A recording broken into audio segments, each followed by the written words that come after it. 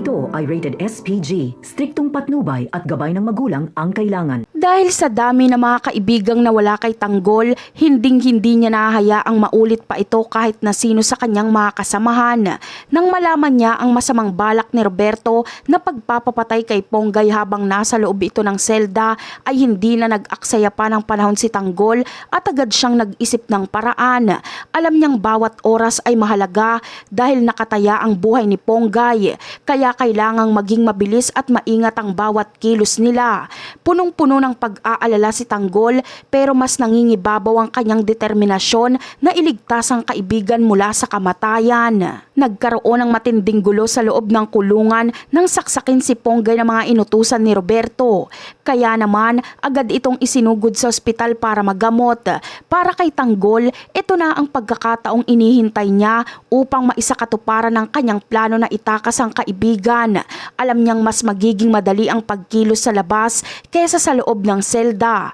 Kaya naman, mabilis nilang tinunto ng ospital kung saan dinala ang sugatang si Ponggay. Kahit na delikado, handang sumugal si Tanggol para lang masigurong hindi na muling mababawasan ang kanyang mga mahal sa buhay. Hindi naging madali ang misyon nila Tanggol dahil pagdating nila sa ospital ay bubungad sa kanila ang napakaraming pulis na nagbabantay sa bawat kanto ng pinto. Mahigpit ang seguridad at tila walang butas na pwedeng daanan. Ngunit hindi ito naging hadlang para panghinaan sila ng loob.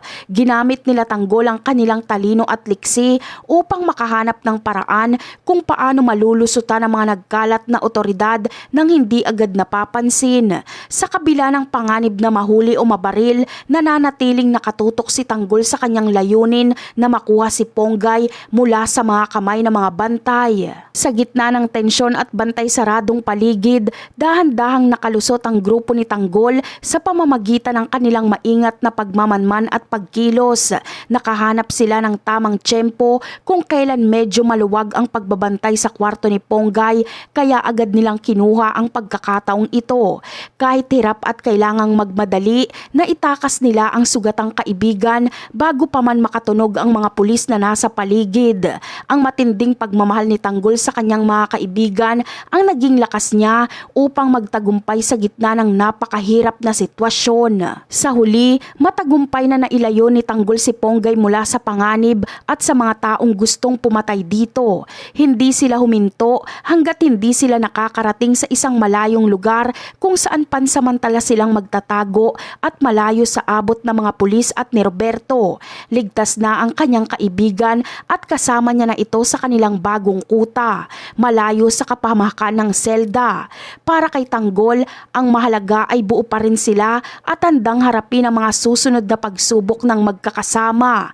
At yan ang aabangan natin. Bye!